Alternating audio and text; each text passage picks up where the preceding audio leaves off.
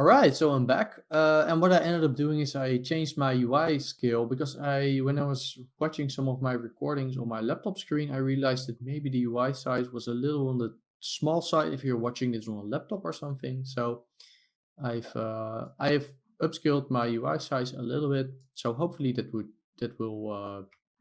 that will help out. So hopefully it wasn't much of an issue when watching the other parts, but from now on, all of the UI sizes will be a little bit bigger. So with it out of the way, let's start setting up our file to do our actual production scene. So what I first want to do is I want to go to File, Save As. Let's move out of the R&D folder. Call this, I guess, main scene, something like that. Accept, and call this, I guess, parrot flip. I guess scene or some, or call it whatever you want. Save it over there. Let's set our project to our main scene. So now all of our caches will disappear, but it's okay because we're going to generate new caches, and now we'll have these separate folders to work in. We're gonna change our shot setup here to be main scene, and that should all be good. All right, so now let's start have a look at what we need to do when we start building the scene. All right, so let's have a look at the final video. I want to point out that at the time I'm recording this tutorial, I'm still working on some final compositing things for the final effect. So the video that I'm going to show you here might not be exactly the same as the one that you saw at the beginning of the video, because that will be the final composite. But anyway, so just so you know that there might be slight differences between this one and then the actual final one. So let's play. Let's just let it loop for a bit. Let's just have a look at what we need to make. So what do we need to make? Well, we need to make a sort of ground. We need to make some couple of rocks. So that's something we need to do. Of course, we already have our effect, but we need these rigid body parts. And of course, we have all these other additional effects, which we'll do later, but let's just first focus on the environment. So essentially what we kind of need to do is we need to sort of make a, make a sort of big standard environment thing. So let's just start doing that. So yeah, I guess we could start off with maybe just make a circle. Let's just dive into our circle. Let's hide our other stuff. Let's make it flat like that. Let's make it polygon. And let's make it quite large. So I guess 40 or something.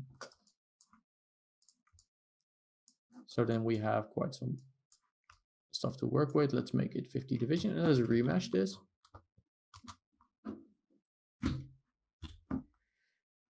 Remeshing. Let's now have a look, and we should have quite some points. So this is maybe too much. Let's make target size 1. All right, so now we have some points. Now we can, maybe like start adding some detail to this scene. So I'm just moving some stuff here around so I have access to my Wacom.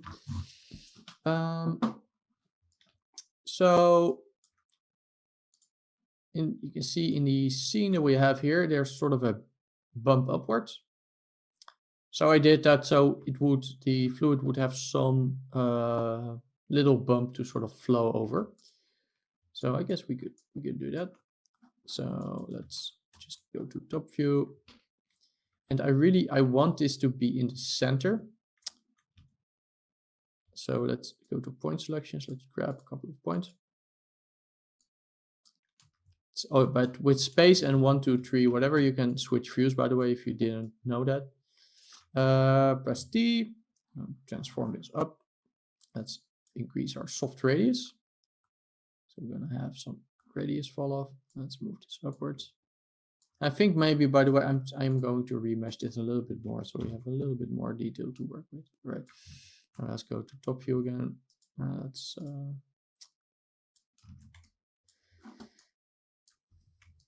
let's, what am I doing? Okay, so let's up the follow.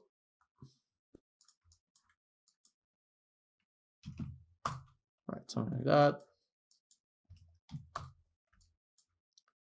And let's move it upwards.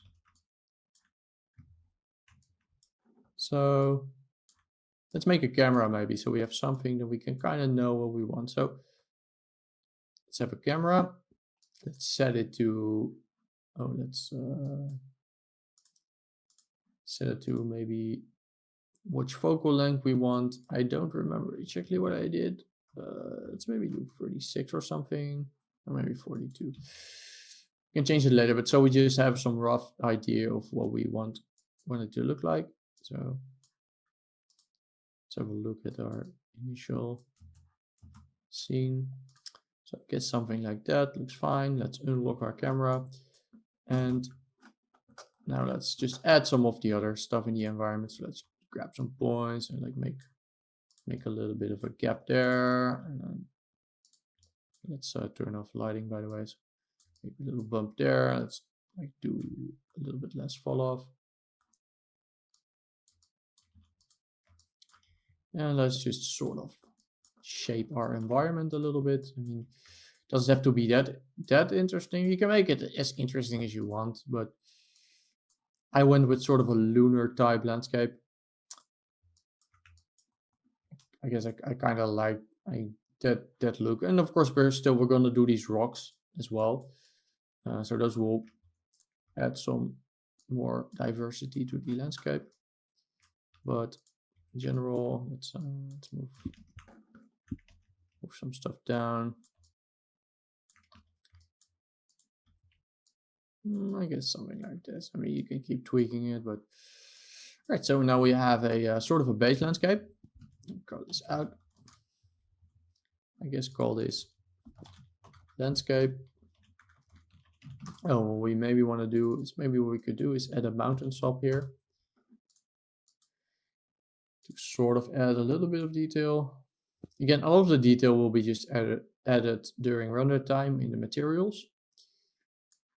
But in terms of collisions and stuff, you do want some actual physical detail for stuff to collide on. So it's quite okay. Okay, so let's do a little camera animation. So this will be our terrain. Now let's animate our camera. So, because when we have our animated camera, then we have a better view of like where do we need to put our other stuff, like our rocks, and when do we need to do our rigid body stuff. And of course, we're going to go back and forth a little bit. Well, it's at least how I work when I do like these personal projects. Of course, if you're doing this in an actual production environment and you have multiple people involved, then you have then the whole then the workflow is a little bit different, because then you're going to have separate modelers, you're going to have separate effects people, separate lighting and shading people. So then the everything is a little bit different. Then you would have someone like, for example, make the environment. Then you would get an alembic for the environment. Then the lighting shading guy will start working on that. Then the effects guy will bring it in, then do the effects, then write that out. Then there will be a separate scene assembly file probably where you would bring everything in. So, but it depends on the size and the scope of your team. Like, as I said, this is for me, this is a personal project, and then I will set it up in a way that's easy for me to work in a personal project. But the way you configure a project depends on the team you're working with. The workflow is going to be much different in a very big studio than in a small studio. So just pointing that out there, that the workflow will depend. Anyway, so yeah, let's do the camera animation.